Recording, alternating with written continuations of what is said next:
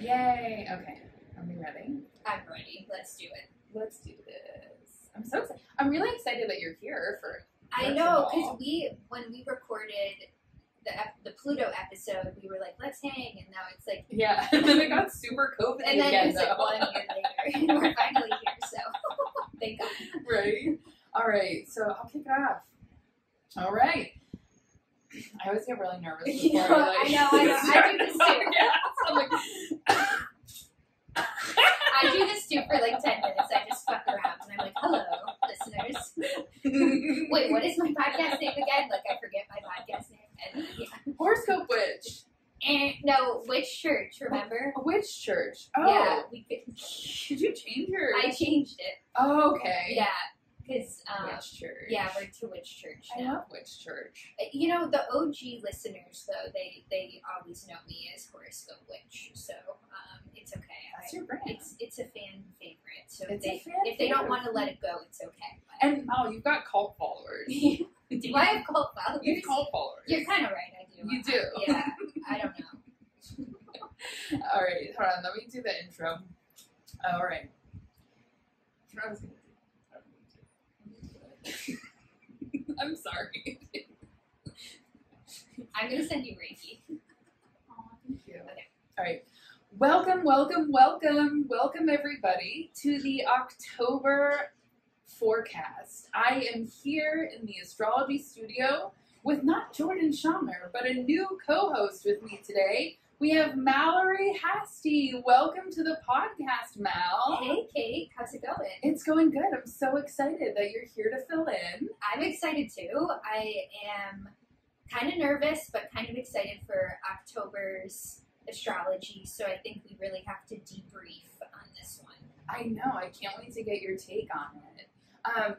Mal, tell our listeners about yourself. We all know you're a professional astrologer and friend, obviously. I'm a What professional else? You're also friend. a tarot OG. Yeah, so I'm a professional astrologer, and I am a tarot teacher and tarot reader as well. But honestly, these days, I'm primarily identifying as a highly sensitive person, and I'm obsessed with this book called The Highly Sensitive Person by Elaine Aron. And lately, my business has really been focused on helping empower the highly sensitive person, whether that's through astrology or tarot. So that's kind of the flavor of my business. And for your listeners, I'm a Pisces sun and Pisces moon, so naturally this would be the flavor of my business, the highly sensitive person. So Oh, you just poorest little angel. I know. And Cancer rising. I'm also a Cancer rising, so you're listening to a triple water sign. Ooh. Yeah, so it's rough out here, but we're surviving. I love that. And I'm so excited to have you on the podcast to get a little bit of that watery flavor to the pod. Yeah, To get your depth of insights. I told you I was like taking a psychic walk this morning, and I was just downloading some stuff. So I'm excited to get a little bit more watery with you. Yes, I'm excited because I feel like all of my Astro fam friends, we all have like chart placements in common. So Jordan and I both have Leo moons, and you and I both have Cancer risings. So we're going to bring that extra nurturing, warm, genteel Cancer rising softness to the pod perhaps this October. Yeah, we're going to bring in the mommy issues. Bring in the mommy to That's us. So if anyone out there, if you'd like to follow along, you can download your free monthly astrological calendar using the link in the bio. It's going to have a note section, and it's going to have all of the dirty details that we are discussing on the podcast. So if anybody wants to follow along, you can do that and grab your transit calendar there. And just some tips for listening to this podcast if you're new, if you've just tuned in. We're generally going to reflect a little bit on the astrology of September. Then we're going to do a quick monthly overview of just the general vibes of October and how we're feeling about them. So if you've got a short attention span, you can just like end it there and call it a day.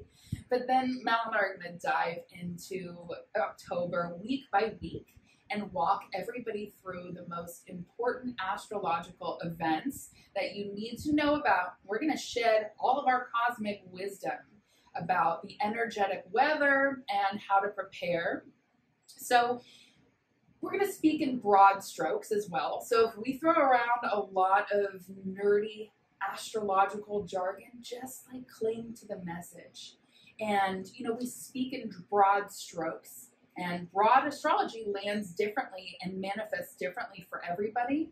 So just keep that in mind, that this astrology will manifest differently depending on who you are and what you're going through. But in general, the vibe that we describe really hits on both a collective level and will land personally for you in some way, shape, or form. So follow along and you jot down what's memorable and take note of what resonates for you before we dive right in. Sound good, Mel? Let's do it. Let's do it. So let's reflect a little bit on the astrology of September. September, Virgo season. We had a lot of Neptunian oppositions. Al, do you have any reflections to start us off? Well, I was going to say I just told this to my best friend is a Virgo, and I told her, I was like, Virgo season did not feel like Virgo season this year, because I think all of the Neptunian oppositions, I was struggling to use that energy to organize and, I don't know, clean shit and clean out your closet and all the stuff that is good to do during Virgo season. I was not doing any of it, and there were like a few days where I felt like I was just in a pit of indecisiveness, and I think Neptune stuff can really make it hard to know, why am I making this decision? What do I decide? So very weird Virgo season. Agreed. I felt like September didn't even happen. I felt so like fast. It went by, and I wrote in my newsletter, September is the month of transitions. I feel like October is this month where we reorient, where we're literally changing direction, or we are shifting in some way, shape, or form, or shifting, if our life is if our life was moving in one particular direction, I feel like September was the month of learning how to move, learning how to change, and adapting to different circumstances before we really redirect our energy.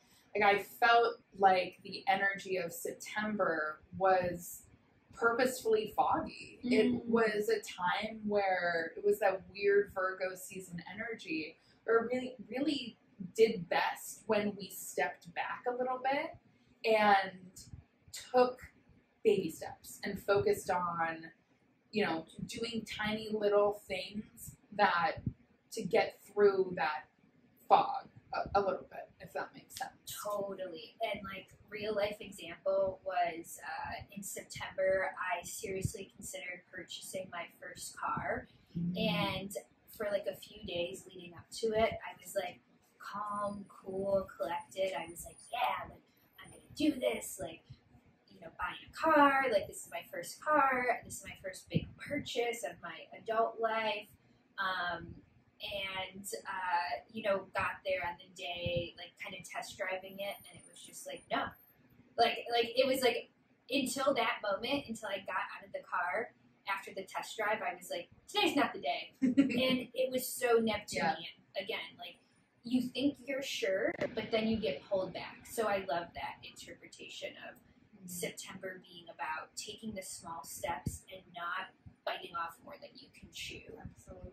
So now I'm still not going to buy a car until after Mercury Retrograde, but it's all good. Smart idea. Honestly, smart move. Isn't it great as astrologers that we know this and we can just kind of plan our lives and live with the rhythms that are just right in front of us astrologically. I love that. I love astrology. I was traveling and visiting family in the beginning of September, and there wasn't a lot of like firm agendas, which I kind of enjoyed, and I was like, let's keep it like this. In the back of my mind, it was like, okay, we're gonna go with the flow more, and I was able to kind of like let go of that need to have everything planned, because I knew I was like, beginning of September, Neptune opposition, so it was a really good time to just roll with the punches, and it all turned out delightful. I was, really pleasantly surprised, but it just all went by in the blink of an eye. But in general, I thought it was a pretty lovely little vacation, little reorienting family. It was also happening right at the very bottom of my chart too, so I was like, of course I'm going to be hanging out with family during this time. Yeah, love it. It was great. And I feel like, September is really setting us up for a lot of these themes in October. Do you have any other final reflections on September before we kind of dive into the month ahead overall vibe? No, I totally agree with you. Like, in the sense of September, weird, slow vibes. Like things were meant to be played out like you were playing them out. Yeah. Just chill, stay calm, stay cool and collected. Don't try to get too much done. Don't try to initiate too much stuff. Mm-hmm. And now October is going to be kind of like the justice moment of the tarot. The justice card is kind of like, okay, what seeds did you plant, and now what is going to come of those seeds? Absolutely. So October is kind of like, if you were pushing things in September and forcing things, you might have a little bit of a problem on your hands in October, but if you're just going with the flow, October is going to be a lot less painful, and I think there's going to be a lot less suffering the less you push and force. Yeah. I completely agree with that. I think that in general, October, especially in the beginning of October, is Libra as hell. It is the theme of walking into this hall of mirrors. It is this idea of finding balance or rebalancing whatever aspect of our lives has felt skewed. But I also feel like September, we had Venus in Scorpio and Mars in Libra. And that energy of, Venus in Scorpio, which I love, Channing Nicholas described it as a goth at a Taylor Swift concert, and Mars in Libra is like a peacekeeper at a mud wrestling rally. I was like, that's so perfect. But the energy, especially towards the end of October, is this unearthingness. It's this unearthing, at the end of September.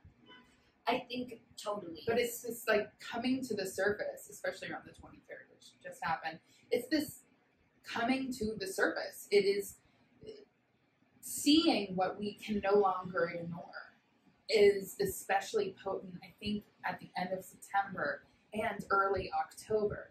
There's a lot of energy of being exposed, feeling exposed, or even especially at the very beginning of October, feeling like there's almost a little bit of an exposed nerve that continues to be hit in our interrelational dynamics. Does that make sense? Oh, totally. And I've been thinking about Mars in Libra's sign, and Mars is in Venus's sign, which is Libra, and Venus is in Mars's sign, which is Scorpio. So both Mars and Venus are not too happy in their signs, yet they're kind of being forced together to do this group project.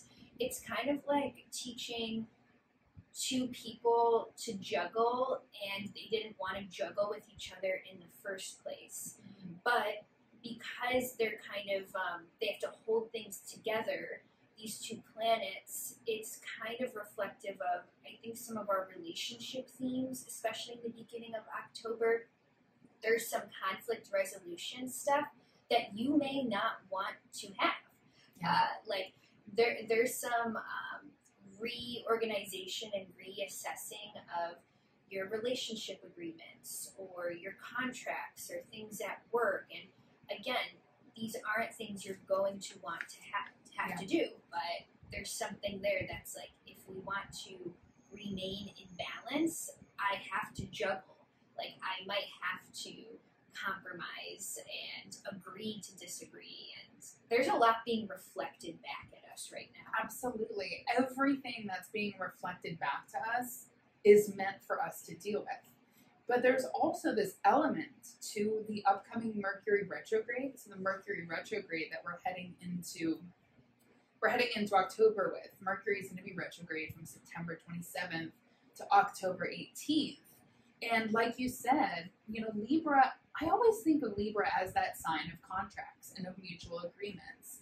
It's that sign that likes to think win-win, but more often than not, a true compromise or a true deal-making requires compromise. And I forget where I heard this quote. So I think it's somewhere in politics, that if one side walks out happy or in a negotiation, then it wasn't fair. Both sides will be pissed off if in any like regular negotiation, because it requires compromise. So there is this light side of Libra that's like, win-win, everybody wins, here's your consolation prize just for playing. But that's not the case. I think especially with Venus and Scorpio, this is a time where, you know, we might have to live with a little bit of disappointment with our expectations of other people. But that's just a reflection of the fact that people change. Right. Like, there's also a saying, and I'm going to mess this up, but, like, it's kind of, it's almost like considering, is being right more important, or is being in harmony with this person more important?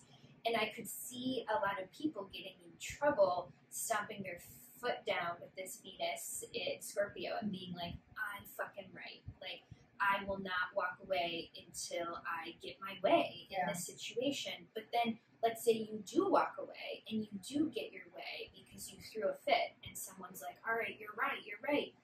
You're not happy because you got the, thumbs up, you're right. But now the person that you actually love isn't happy with you. So there's definitely, I like that kind of being open to letting go of your expectations. You have to lose some to win some, even though that's a cliche. This is what we're dealing with when Venus, again, is in Mars' sign and Mars is in Venus' sign. So, there's no clear winner. There's no, even if there is, it doesn't feel good. Right, it doesn't feel good. It doesn't feel good at all. It is messy, for sure. But I also feel like this process throughout October completely is meant to bring us back into balance and into harmony, and it's meant to help us readjust. That's what I think about this whole Mercury retrograde period. Yeah. What are the exact dates? It's September 27th to October 18th. Okay, September 27th to October 18th, plus the shadow period. The shadow shade began on the new moon in Virgo on September 6th. And I don't remember when it goes exactly until, but I can edit that in, and it will probably be until the end of October. Yeah, we'll call it, we're still going to be in the shadow during Halloween. We can say November 5th. Yeah, let's say November 5th, give or take it. I don't know how you feel about this Mercury retrograde in Libra, but I do feel like that's the start of the show in October. Yes. And Mercury in Libra speaks to me a lot about diplomacy and the way we cultivate a contract with someone. Yes. So, like, Venus in Libra native people might be very good at, we might have a lawyer with with Mercury in Libra. We might have someone who's really good at forming contracts and seeing what's fair. even like a divorce lawyer reminds me of Venus and Libra, like someone who's organizing the divisions of the assets and wants to know, like, okay, what is fair for you to get and what is fair for this person to get, considering the circumstances. So there's a lot of rebalancing with this Mercury retrograde in Libra. And I'm wondering, did you notice that Mercury stations retrograde in a square to Pluto? Yeah, how do you feel about that? Ooh, okay. Here's how I feel about the Mercury retrograde square to Pluto. Pluto has a habit of making big things small and making small things big, right? And Pluto is also our subconscious je ne sais quoi, like the subconscious parts of our lives and ourselves that permeate into our experience. So Mercury stationing retrograde in this Pluto square, I think makes this Mercury retrograde such a potent and important time for us to consider the small things that compound in our lives, and the small issues in our relationships, the small issues we have with other people that lead to us giving a bitchy tone or having a snide response that you're like, where did that come from? Or why is this really pissing me off about this situation, this person, this circumstance? And maybe it's like this comment that somebody made to you 6 months ago that you've never been able to shake, but that has totally shaped your experience about this situation. I think this Mercury retrograde is really revelatory in nature because it is revealing a lot of these subconscious animosities that we might have pent up within ourselves, that we're like, oh my God, I didn't even notice that was there. Or I didn't even realize that I was acting in this certain way because of this comment that somebody made to me a couple weeks ago. So I think that it's really important with this Mercury retrograde, especially for the first half of the Mercury retrograde, from about September 27th to October 8th or 9th, when we get that Mercury Sun cazimi that will hit like that turning point in the retrograde cycle. Especially for the first half of this Mercury retrograde, it's so important to look underneath the surface of our relational dynamics, to think about if there's something else that's driving this, that's bringing up all of this animosity, and to consider, what somebody might have said to us that we internalized or that we put away or that we swept under the rug. It's coming out of the rug. Yeah, What are your thoughts? As you're talking, I'm kind of thinking about a cavity and how, like, you don't just go into the dentist on Tuesday and they're like, you're all good, and then you go back on Wednesday and they're like, oh, a cavity has formed overnight. Cavities take, years to form, and there's something about, like, it's like an impounded bad habit, like, a little thing that happens, like I don't brush my teeth like before I go to bed or like once a week, and then that compounds for whatever years, and then finally you have a cavity, right? Yeah. So there is something like that when we have Mercury Pluto square. Like it's like, what is the energy that's been compounded over time? Yes. And now you really are going into the dentist, and they're like, all right, motherfucker, like, you have a cavity. Like, you got a mouthful of decay. Like, we can't ignore this anymore. And the other thing I'm thinking of, because Mercury's the planet of communication, and Pluto can be the planet of fear and trauma, I'm getting a lot about, intuitively, about projections. And it's like, okay, are we, like, am I really talking to my partner right now, or am I talking to my daddy issues? Am I talking to my friend right now, or am I talking to my mom right now? Like, who are you? What is this person bringing up in you? And are they a mirror to actually something that wants to be examined inside of you? Because odds are, I don't think anybody's actually trying to mess with you or attack you or make you feel bad. It might just be a little bit of that Mercury Pluto thing where psychologically your fears just get triggered. It's a trigger. Yeah. It's a trigger kind of transit, I think. I agree completely. And this will happen 3 times. You know, I think I wrote down the dates of the exact squares for Pluto and Mercury are 9/22, 9/10, and 11/1. So end of September, beginning of October, and beginning of November. Just for anyone out there who's like, oh wow, that really resonates with me. And it's going to be a process of unearthing these deep feelings and these deep triggers the entire time. I also get this feeling because Mars is also in Libra, which we'll talk about. Mars in Libra, for me, during all of this dynamic through this Mercury retrograde, with Mars in Libra as well, something that I'm ruminating on is the fact that the energy of this month is gonna really highlight being nice versus being kind. Mm-hmm. And it's a really important month to reflect on the fact that being nice is not always kind. And sometimes being kind doesn't feel good. And that might be a serious consideration for the entire month of October. Yeah. I get with Mars and Libra, I get this no more Mr. Nice Guy type of vibe. That's like a very firm, like, hell no, thank you. It's like, hell no, thank you. Or like, it's this insertion of your personal boundaries in the opposition of, with the temptation of wanting to be overly nice or overly conciliatory.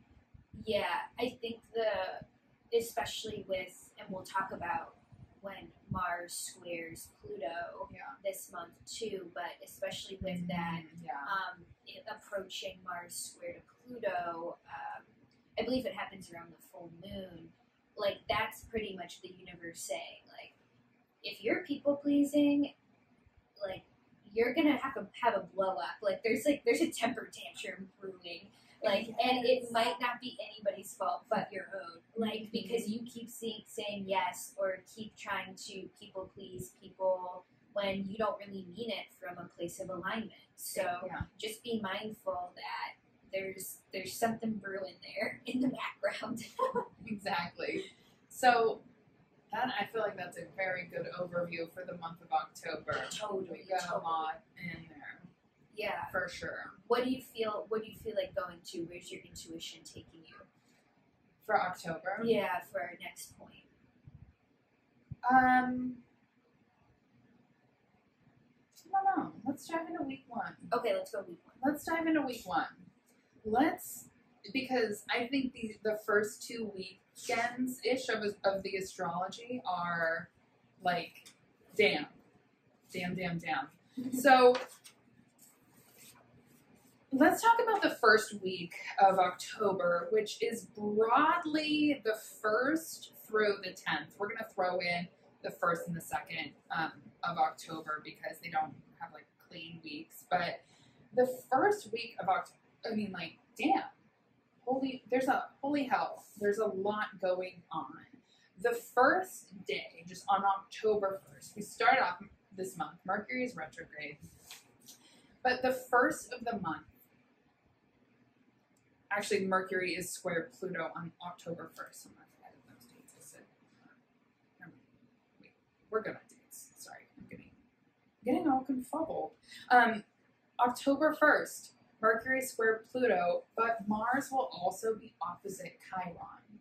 Now, we talked a little bit about Mercury square Pluto and how that energy is really going to bring up, all of the themes that we just mentioned. Do you have any thoughts on the fact that Mars will also be opposite on Chiron that same day that Mercury is square Pluto, the 1st of the month? Wow. Like, how that energy, like, what a start to the month, right? Yeah, that's really interesting. I would be careful with overexerting yourself exercise-wise at the beginning of the month. Yeah. Like, if you have the tendency to get stressed out and just want to, like, take a run or, you know, have some kind of physical release, definitely do that. Just be careful about overdoing it, because there's something about Mercury square Pluto and Mars opposing Chiron. It's a little bit like injury kind of thing to me. Like we're pulling a hammy because like your boss pissed you off and now you're like angry, like lifting weights in the gym and like you're pulling something. So that's on a realistic kind of note, that's what I'll say. But in a more metaphorical way, Mars opposing Chiron and Aries. What is Chiron and Aries all about? Chiron and Aries is about our wounds around our identity. So the fact that Mars is in Leo, it's like, how are these identity wounds being brought into the Mars in relationships. Yeah. So there's something here about like Chiron and Aries really showing its true story, if that makes sense. Absolutely. I feel like I love that advice. Is like, don't go too hard at the gym. That's like the perfect way to put it. For all the bro stiffs listening, don't go too hard at the gym. You know what? I actually have Mars conjunct Chiron on my South Node in Cancer natally, and I am so prone to injuries when I work out. Like, always have been. Like, even since I was in high school, like, I remember I was captain of my lacrosse team senior year, and I pulled my groin really bad, and I was, like, benched for, like, half of this season because of it.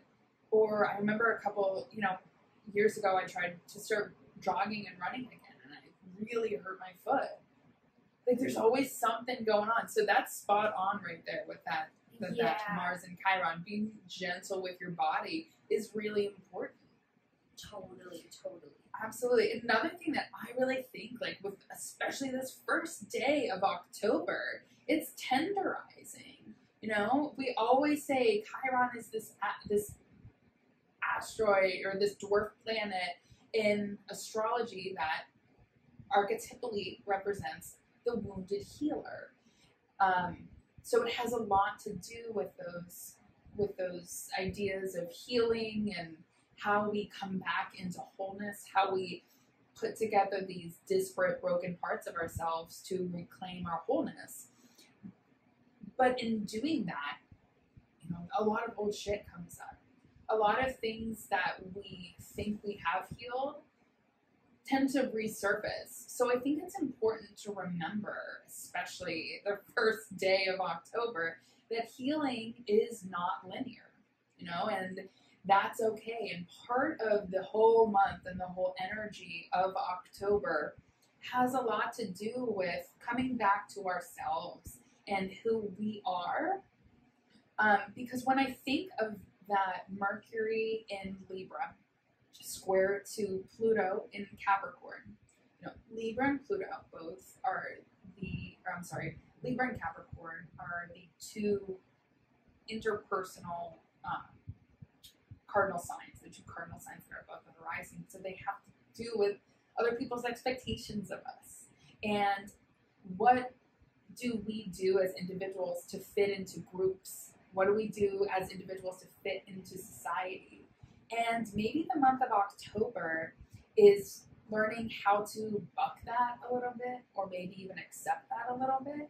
But I think with this Chiron action here in the beginning of September, it's really important to come back to yourself and say, how have I been changing? And does this relationship, does this job, does this group that I'm part of, that I'm trying to fit into, does this even align with me anymore? Mm-hmm. And allowing yourself to kind of change a little bit, which can be a little painful. Chiron's fucking painful sometimes. Yeah, like this is like your most vulnerable parts kind of coming up. And even the topic, maybe soft trigger warning here, for like sexual wounds. But I do think that this month, especially with Mercury in retrograde square to Pluto, Mars opposing Chiron, Venus and Mars in that mutual reception, I think there is maybe the opportunity to maybe do some kind of sexual liberation or sexual healing. But again, that kind of thing takes a lot of vulnerability and the willingness to let shame or guilt or let something that's been kept in the dark or kept secret kind of come out and be let into the light. So there's something very powerful about this month, but also make sure you have support. Like if you feel like something as deep as like sexual healing is kind of coming up, make sure you're not doing that with someone who doesn't feel safe. Like make sure your partner feels safe to talk about that with. Make sure you have support. You know, that's my advice, especially seeing Mercury then going on to the trine with Jupiter on October 3rd. Yes. That's exciting because the fact that Mercury squares Pluto but then trines Jupiter, like that's telling us, no, this healing is worth it. Yes. This vulnerability is worth it. It hurts at first. It's like when you first start going to therapy and you're like, wow, I feel like shit. Like, I thought this was supposed to make me feel better. I feel like garbage. And like, then that Mercury Jupiter comes in. It's like, okay, no, but I can see, even though this is difficult, I can see that over a long period of time, it will benefit me. Absolutely. And I also feel like that sentiment is echoed in Venus moving from Scorpio to Sagittarius, but I don't want to skip too far yet. Totally. But I think that energy of like the pain and the healing and the realization, it is worth something. Perfectly said, Mel. I completely agree. And on that same day, that Mercury, on that Sunday, the 3rd, Mercury is trine Jupiter, like you said, so it is worth something. There is an optimistic tone there. But the sun is also opposite Chiron that day too, which I think brings even more of an opportunity for self-reflection and seeing any old wounds that we haven't tended to about ourselves. And I think that it's really important, again, during this time to foster connections and to be surrounded by people who do support you and who feel like a cozy, or Cancer risings are taking over. Find friendships that feel like a cozy, warm blanket to you that can help swallow you. Totally. And you know, Sun Chiron stuff, that gives me the vibe of like, you know, your wounds, you know, can help heal others. Exactly. So now that you're embarking on your journey of healing, maybe you run into someone who needs your help somehow. Mm-hmm. I mean, like a story that comes to mind, like this is a hypothetical story I'm making up, but let's say like something about the last couple of months has led you to go to weekly AA meetings or something like that. And someone opens up to you and says, hey, like I feel like I have a problem. Like, what would you do? And you can say, oh yeah, hey buddy, come to an AA meeting with me. Like that's very Sun Chiron. Like I'm holding your hand and I'm not perfect, but let's go and work on this thing together. And not to take it to such an extreme, but I don't know, sometimes Chiron can be extreme. It's true. And the quote that always comes to my mind when I think of Chiron stuff is that the wound is where the light enters. Yes. Always. Yes. Always. And it's always these deep places of ourselves that require healing and nurturing and tending to that actually turn out to be some of the biggest gifts in life. Although they feel extremely unpleasant at the time. And I think that, you know, with Chiron, I always get that the imagery of like Chiron shows us, you know, where venom has been injected into us from a past life. And the Chiron process is sucking that venom out and how we turn that into medicine for other people too. So I love that AA meeting too. That's a perfect metaphor, I think, for what the energy calls us to do as well. Totally. Absolutely. And then Libra new moon. Libra new moon! Which is exactly conjunct to Mars on Wednesday, October 10th. Yeah. That's spicy. Yeah. That's a spicy meatball. I feel like the way I try to like love and light Mars is like, ooh, this could be sexy. Like, Yeah. like it could be explosive or it could be sexy. Like, so I don't know. I love it. Yeah. I think that, both of the lunations in October, like we were just chatting about before the show, are Marsy as hell. Yeah. Like, you know, when you go to like a Thai restaurant and they're like, do you want mild, medium, hot, or Thai hot? Like both these moons are Thai hot. They are. They really are. And that's the perfect way because Mars is so heating in its very nature. It is hot and dry. It's hot as hell and dry as fuck. Yeah. And that's Mars. And God, wait, do you have any thoughts on this new moon? Other than, like, I mean, that is. They are Thai hot. Well, the Thai hot Libra new moon on the 6th. I don't know if this is my favorite energy for the whole cliche new moon planting seeds. I'm not, Absolutely. you know, sometimes I feel that, sometimes I don't. I'm not going to suggest you plant seeds on this day, especially Agreed. with Mercury in retrograde. But it is a good day to maybe confront something that needs confrontation. And also the idea of resentment comes to mind. Like, what have you been resenting? And you know, resentment is a byproduct of poor boundaries and doing things out of obligation.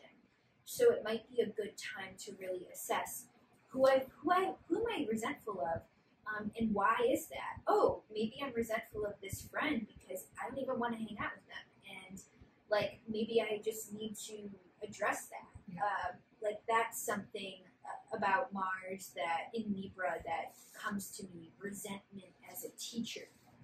And I completely agree with that. And I also think that because Venus will still be in the sign of Scorpio, that does dredge up a lot of resentments.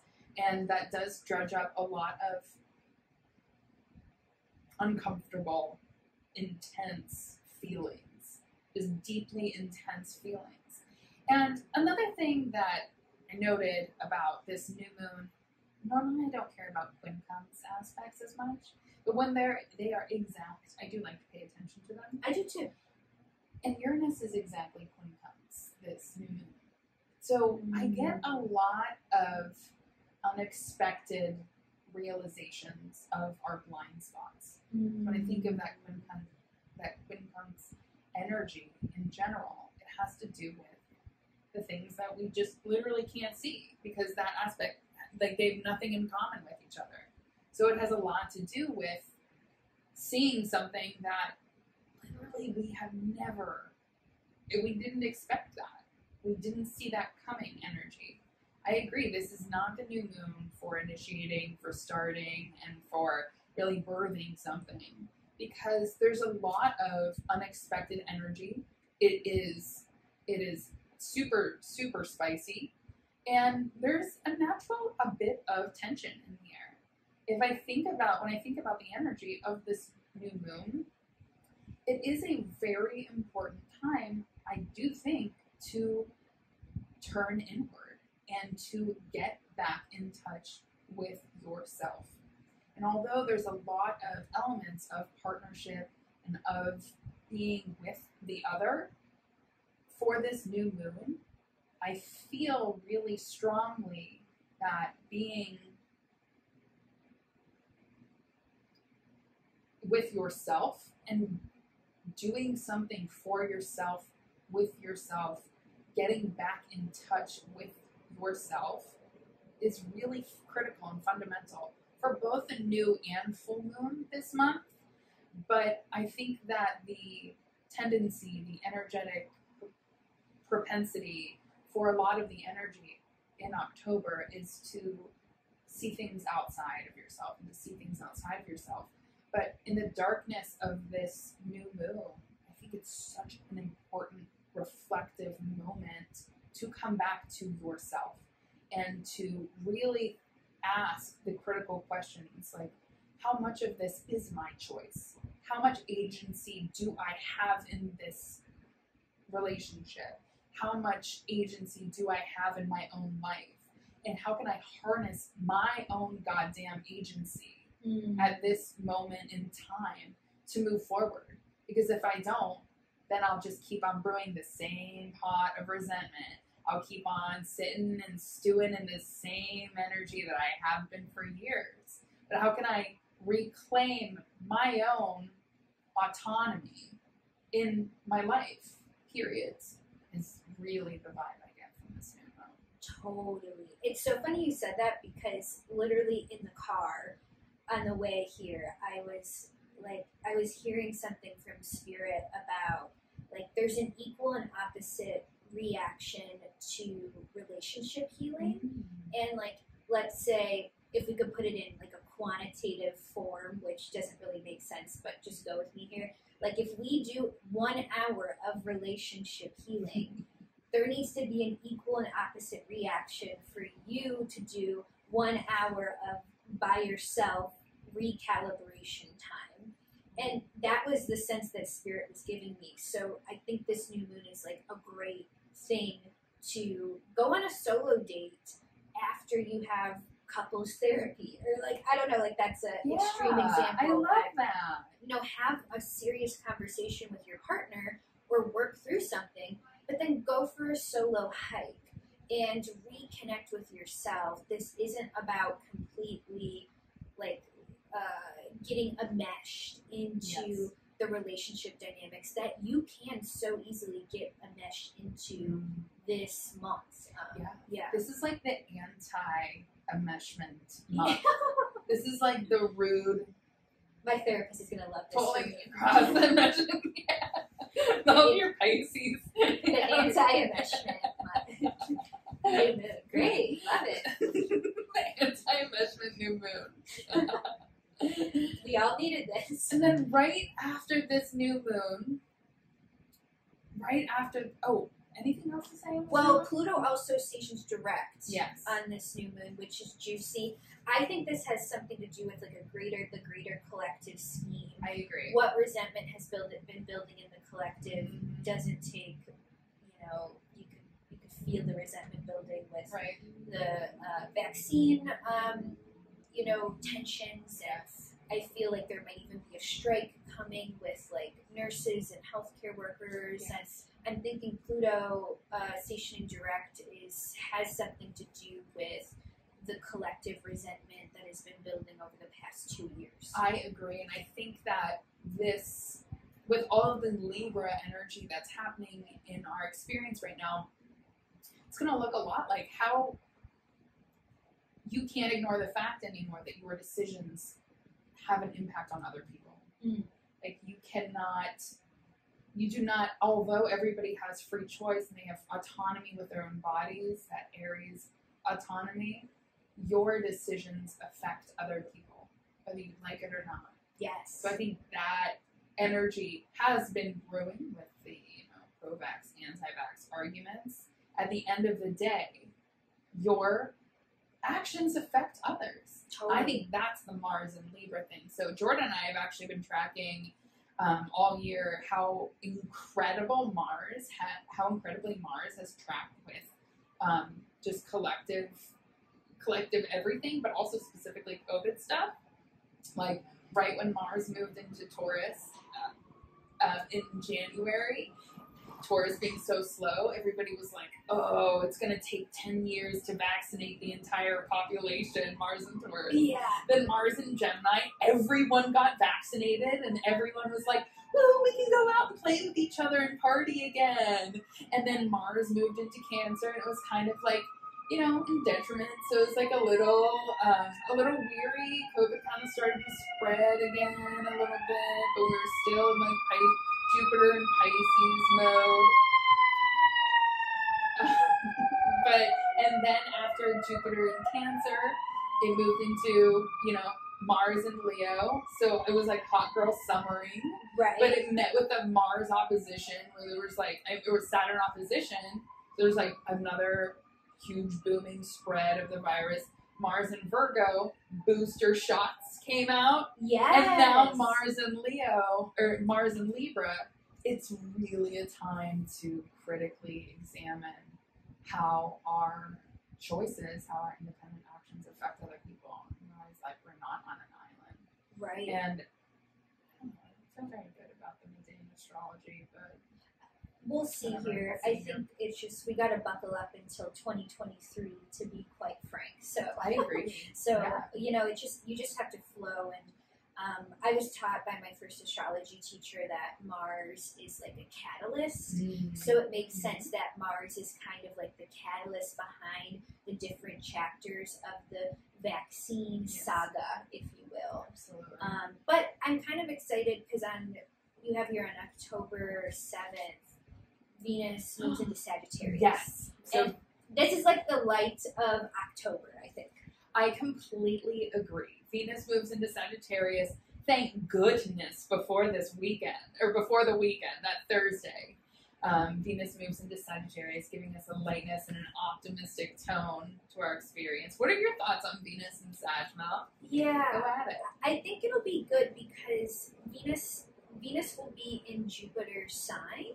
And Jupiter will be stationing direct this month in October, around week 3 of October. So I think once Jupiter stations direct, Venus in Sagittarius is going to be this optimistic push to finish the year. Hopefully we're a little bit wiser not to finish the year like we did in 2020, where we were like, no one can see the phone. Like in 2020, we're like, January 1st, like 2021, everything's going to be done. And, we had a little bit more of an illusionary kind of optimism. But I think Venus in Sagittarius, is there a wise optimism that you can have that's not based in illusions or fantasies, but can you find optimism in the reality of the situation? That's kind of what comes to me. I love that. I agree with that. I'm really looking forward to Venus moving into Sagittarius because I also feel like it really echoes that Mercury Jupiter trine. The energy of Venus moving into Sagittarius feels that this, especially, I think it's going to feel this weekend. Venus moves into Sagittarius on the 7th, and I think the 8th and the 9th is going to be a time where we understand how to integrate the hard lessons that we've been learning.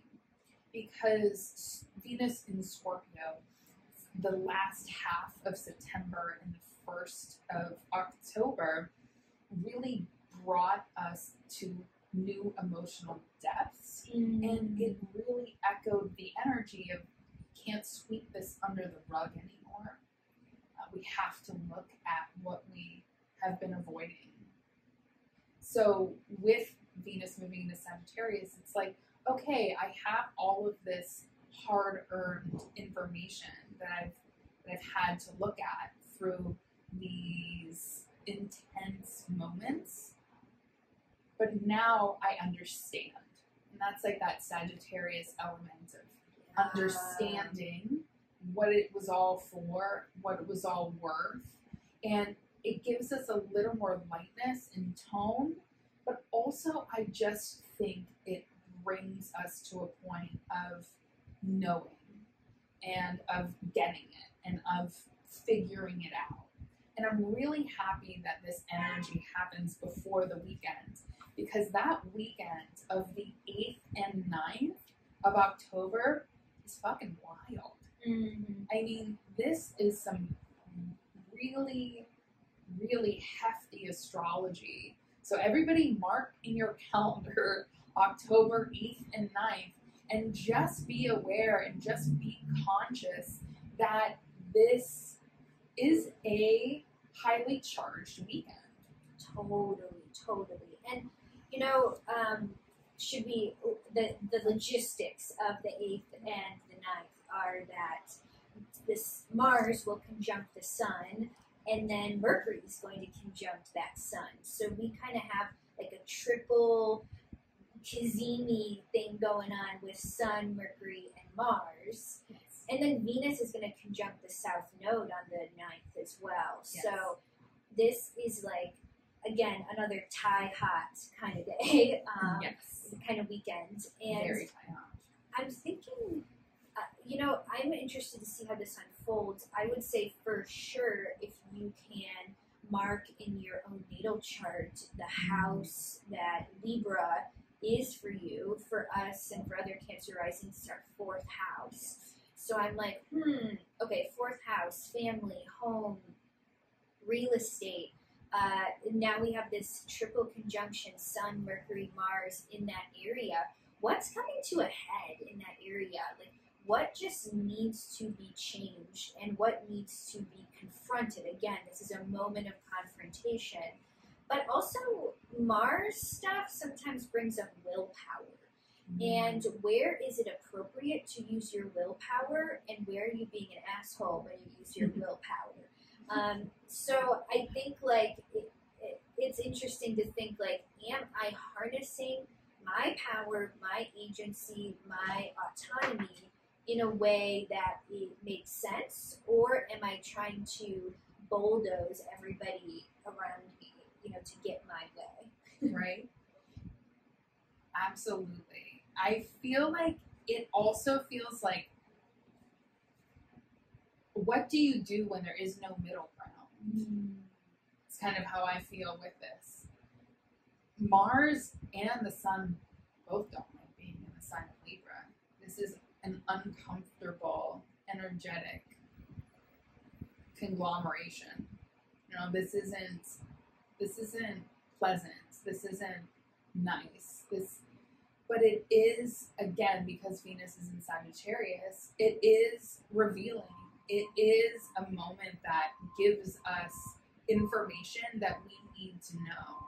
I always think of this midway point when the Sun and Mercury come together. That marks the halfway point of the Mercury Retrograde. And when any planet comes in contact with the Sun, you get that burning off effect that helps bring us a little bit of clarity.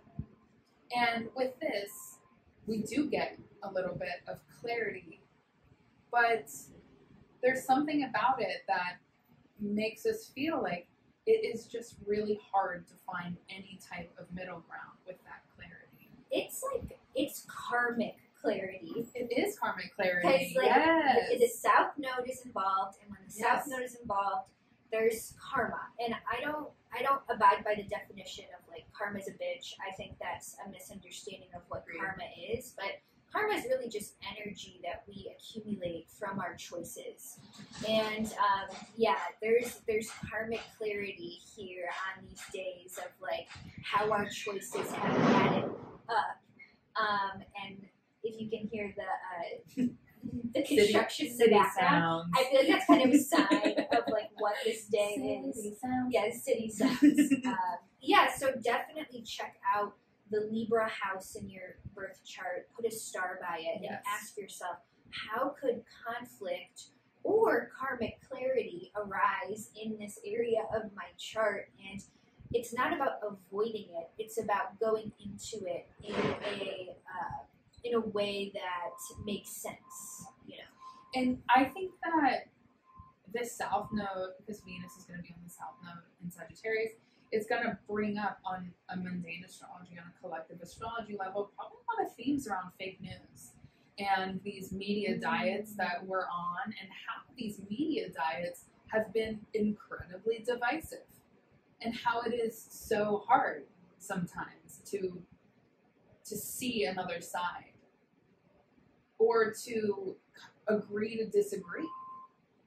With this astrology this weekend, I get very strong, we have to agree to disagree. And can we learn how to coexist with our disagreements? Like, I don't know how that will play out on a collective or personal individual level. But this really is a clash of belief systems. Ooh. You know, this is a clash of propaganda. You know, it's like, what's your propaganda? This is my propaganda. Because we all subscribe to propaganda on a certain level. And I think this is really going to highlight and reveal a lot of fundamental disagreements and how we can try to find balance back to ourselves, or how we can try to put a little bit of smile on, like when we want to be civil, or when we just can't anymore. Yeah, totally. And like, I think it's kind of nice, like even looking into like the week of October 11th, like I almost see that as a recovery week. Yes. From what happened over the weekend. Absolutely. So it's like maybe big drama, 8th, 9th, and 10th, and then we get to the week of the 11th, and it's like, okay, we get kind of a week where we have to recover from whatever came up in that moment. I completely agree. I was looking at that week and I was like, thank God we have a lovely, thank goddess, we have a lovely break after all of that energy.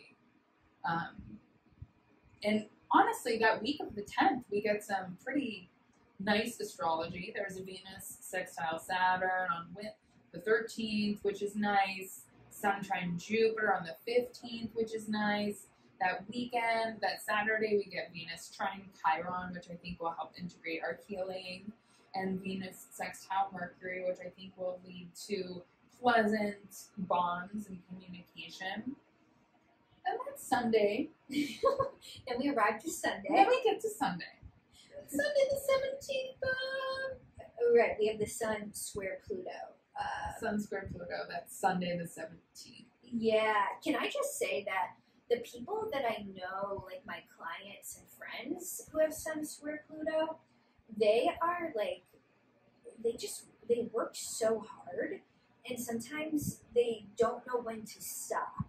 And they're capable of accomplishing really great things, but it's almost like they forget that every vehicle does not have an infinite amount of gas or like power to keep it going.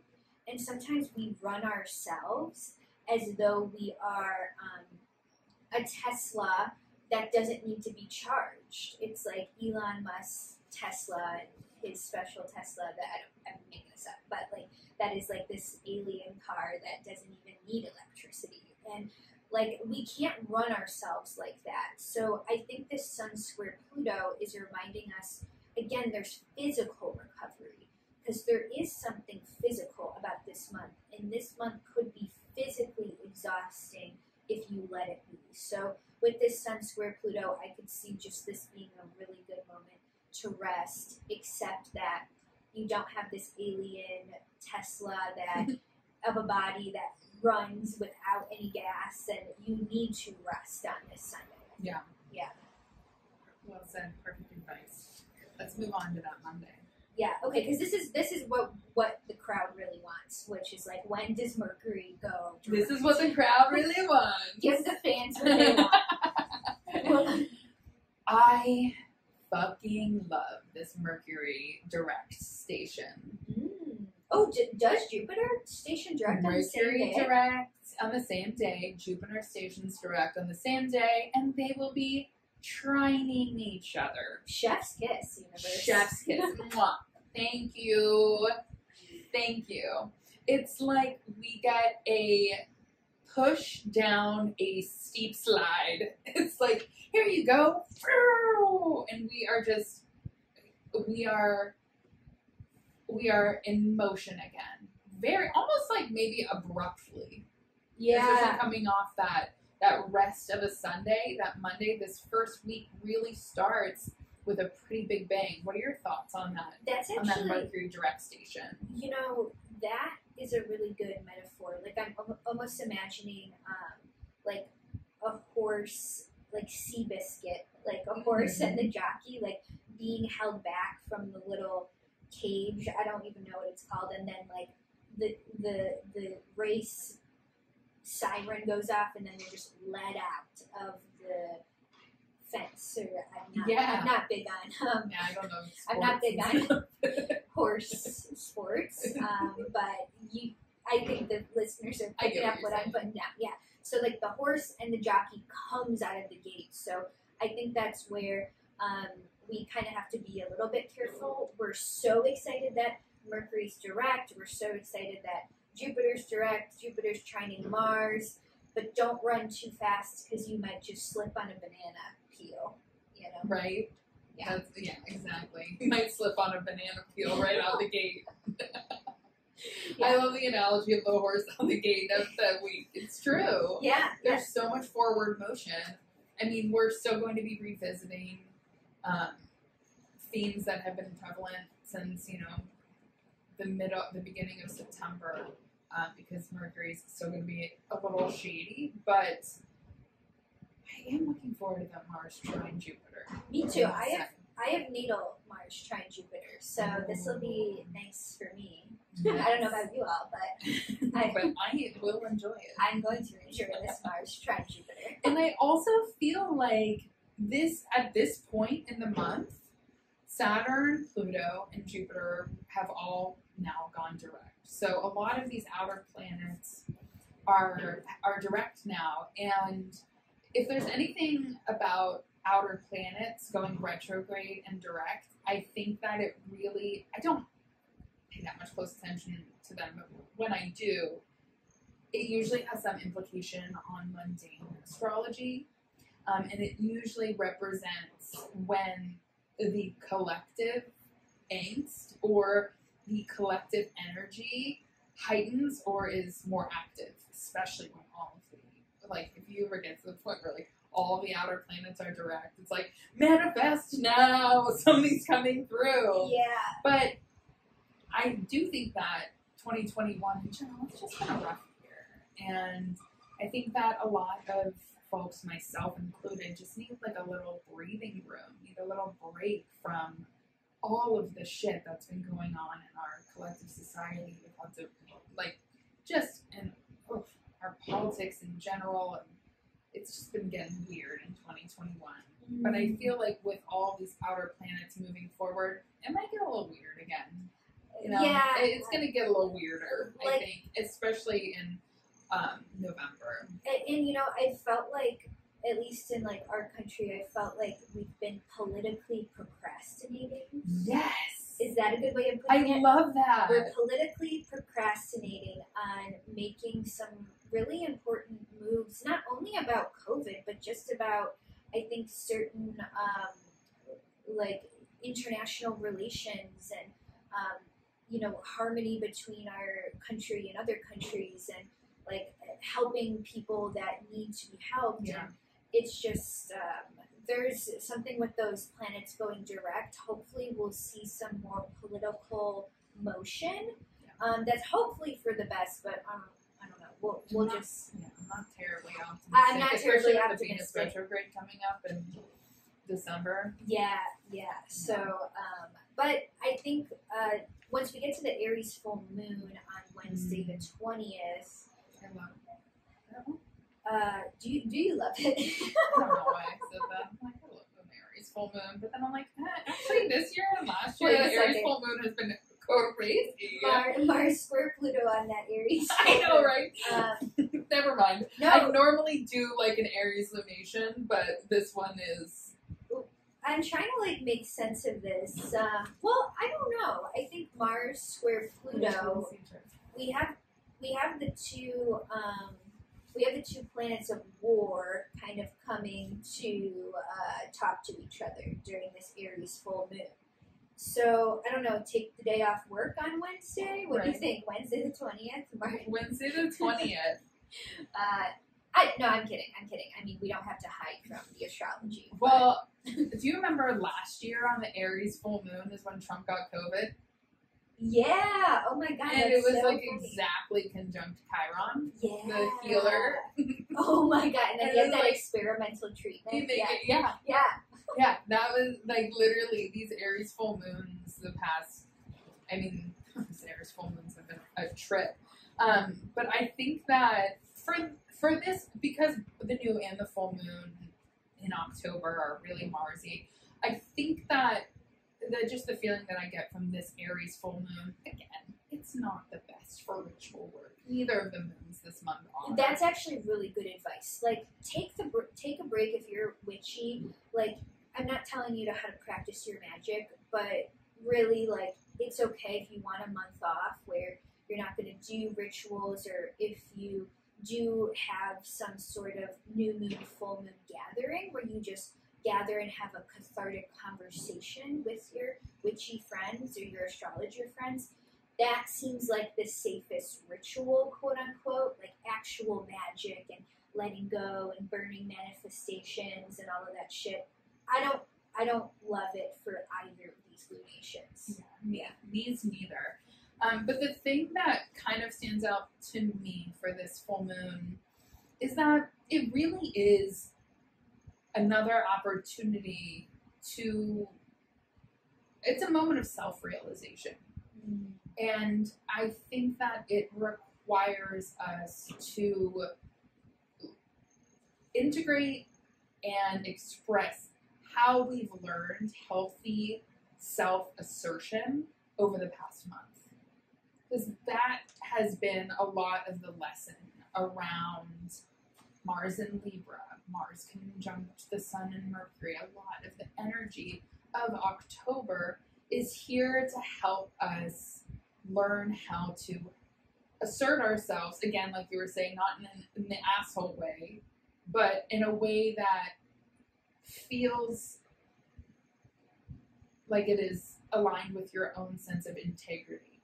Yeah, I like that. Like, with the full moon in Aries and then the weekend energy with Mars square Pluto, I would say that the universe is putting us to a test quite quickly. Yes. Like, the universe is like, all right, Mercury's direct, and Jupiter and Saturn and Pluto are also direct now, and like, what did you learn during Mercury Retrograde? And here's a pop quiz. And can you assert yourself in the way you want to be asserting yourself this weekend? And I think Mars-Pluto aspects where we have to be careful is extremism. So, again, I can't say this enough. This is really coming through. So, athletes out there, like, don't injure yourself this month. Like, take it easy. Like, maybe do some, like, not that you can't injure yourself in yoga, but maybe do, like, more stretching than you normally would, or don't push yourself. Don't sign up for a marathon the night before and with no training. Like, you know, Mars Pluto is extremism a lot of the time. Absolutely. Yeah. I love that. That's very true. And, you know, Aries, we do get that sense of physicality and how our body is impacted through our lives, but also through our emotional world, and how our energy manifests in our vitality. Yeah. You know, I feel like that is very Aries, has a lot to do with also physical, like vitality, just like how do you feel when you wake up in the morning? I like that. You know, that is your vitality and your vital energy, which frankly has been run down over the past, month or two, because the sun hasn't been doing great, Mars hasn't been doing great, and frankly, even in September with the Neptune-Mars oppositions, sleep patterns have been super interrupted. So I think that getting in touch with and reading how your physical vitality speaks to your larger state of well-being is super important to just kind of dovetail on what you're saying. Totally.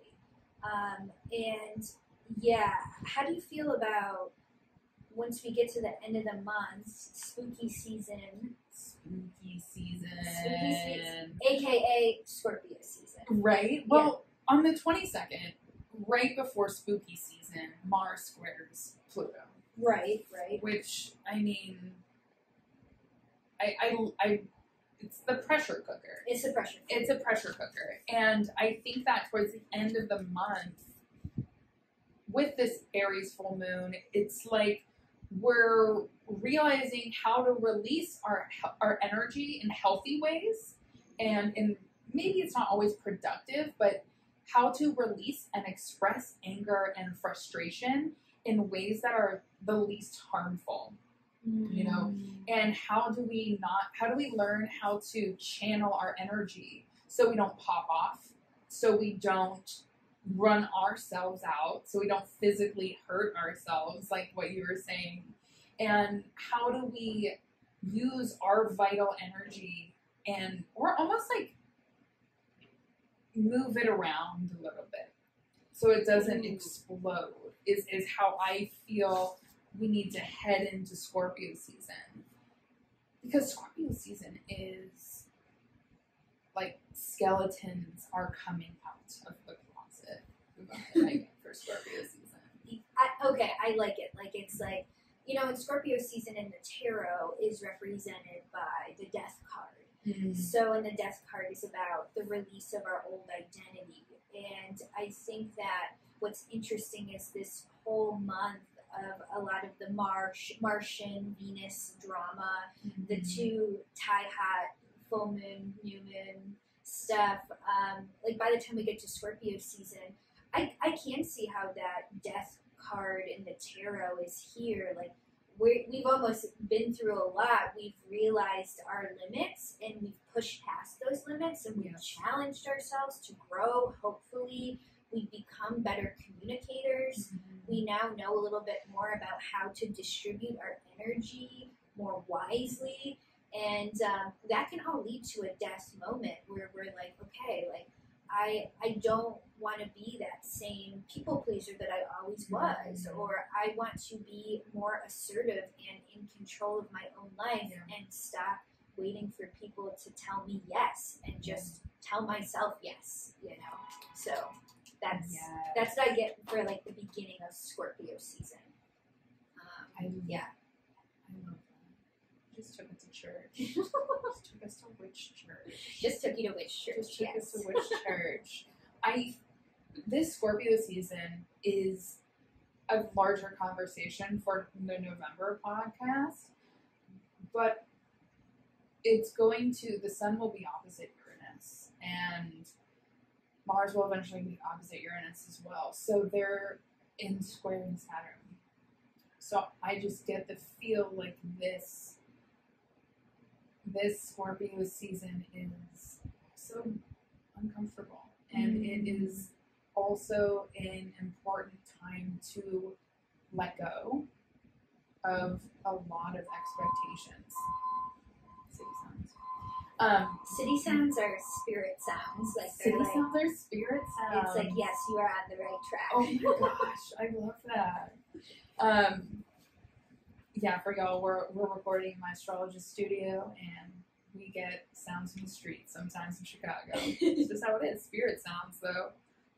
It's so true, Mel. Yeah, this Scorpio season, though, it is a lot of energetic. It demands energetic release. When I think of Scorpio, I think of these two sides of Scorpio. One is the Scorpio that is obsessed with change and obsessed with shedding their skin and obsessed with constantly becoming something new. Like my grandparents actually have really, really strong Scorpio placements. And both of them could never live in a house for longer than like 5 to 10 years. They could never stay in the same place. They were constantly moving, constantly redecorating, constantly getting new things. But then, which is the opposite of Taurus. Right? Which is so the opposite of Taurus. It's the constant process of letting go, which I actually think is like that exalted version of Scorpio. And then there's the darker side of Scorpio, which is hoarding and holding on to things. And I know plenty of Scorpios as well who will not move, who refuse to change. And with these oppositions to Uranus, I think that when we're able to embody that element of Scorpio, that is that snake that is constantly shedding its skin, as opposed to that clinging to, holding on to possessive mentality that Scorpio also can usher in, I think that learning how to embody that change and transformation is so critical for this Scorpio season. Yeah, definitely. And I feel like by the time we get to the 4th week of October, what are your highlights for that last week as we kind of get a feel for Scorpio season? The Halloween week. The Halloween week. Yeah, from the 25th to the 31st. Yeah. For 31st. The final week of October. I think that the beginning of the week, during that Venus square Neptune, it will bring a bit of disillusionment to our experience. But I also do kind of like that Mars and Scorpio change at the end of the week. I think that in general, it's a nice astrological week. We may get a little bit of disillusionment, but towards the end of the week, I don't know. I actually really like Mars and Scorpio transit to end the month. I'm looking forward to Mars getting out of Libra, and I think that the end of October is going to usher in a lot of new themes for the rest of 2021, which has to do with transformation and how this entire year has been changing us. One of the major themes about 2021 has been uncomfortable change, which I talked about a lot in the beginning of the year because of the Saturn-Uranus square. And I think that November and December are going to be a very intense finale for 2021. And I think that towards the end of October, we're going to start to feel that. We're going to start to get that taste of how we're being required to change this year and how uncomfortable that can feel and how there is no normal anymore and how everybody is being thrown into a new reality. And I think that that's what the last week of October is really going to start ushering in a lot of this, like, the final show, the final act, I suppose, of 2021 of how have you been willing to change and how have you been willing to shift your perception and shift your life with these changing, unpredictable times that we're living in. Does that make sense? Oh, yeah, that makes so much sense. And I think, granted, we're going to feel this Mars shift because Mars is shifting from Libra, one of their least favorite signs to function in, and shifting into Scorpio, which is one of their favorite signs to function in. So Mars is getting a lot stronger, like overnight, essentially. And I'm kind of seeing this as, we see the challenge, but the challenge is okay.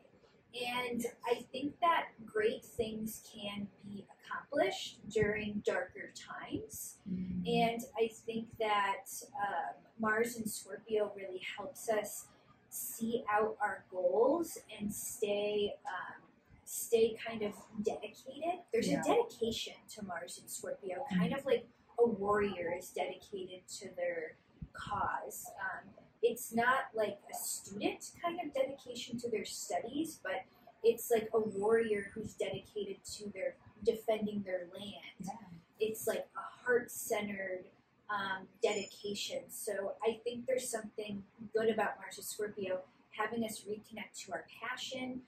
And that's straight too. So Mars and Scorpio. And what I find is, like, if you are in alignment with your passion and you're talking to spirit, and you're kind of going with what spirit is asking you to do in a lot of ways, I think things just open for you, even if there are hard times kind of revolving around you and you're even maybe going through a hard time yourself. Even then, even if you can still be in alignment and be having a hard time at the same time. Does that sound kind of weird, or does that make sense? That makes a lot of sense. Okay. Yeah, no, completely. I also feel like with Mars and Libra, with Mars just hitting us in Libra for most of the month, like having this shift into Scorpio where it's felt like our attention has been pulled in multiple directions, and there's been a call to weigh our options. And with Mars and Scorpio, there's so much more assurance and so much more decision-making ability. So if anybody out there has been, faced with the dilemma of what do I do? What's the next move? How do I reorient myself? Trust and know that by the end of October, by the 18th, but really by the 30th, the end of the month. Halloween time. Yeah. There should be some clarity. Exactly. Yeah. I think that's, you're making me realize I think the car that I want to buy, I think it's a Mars and Scorpio. It's a Mars and Scorpio decision. I can feel it. I'm like, okay, Mars and Scorpio is actually going to give me the gumption and the grit to make this move that I've been needing to make for a long time, and I'm just going to do it. So I think that could be a Mars and Scorpio thing. Absolutely. But then the Mars and Scorpio thing is okay, I know what I want now, but I'm going to do this incredibly thorough investigative research into it and read every consumer report and do all talk to people and figure everything out and get all of the details down. Yes. And make the most incredible decision that I could, given the circumstances. Because Mars and Scorpio has no chill. It's just so intense and deeply good at what it does. I love my Mars and Scorpio clients because they always have some type of it's the ulterior getting so good. They're so good at what they do. Yes. And it's so funny to think too, I like that phrase, an incredibly aligned decision, because we actually haven't been able to make an incredibly aligned decision for a good 2 months, because we had all the Neptunian shit in September. Yes. Then we had Mercury Retrograde for most of October. So by the end of October, when Mercury's in Scorpio, it's I'm fucking ready to make a decision. Let's go. Let's go.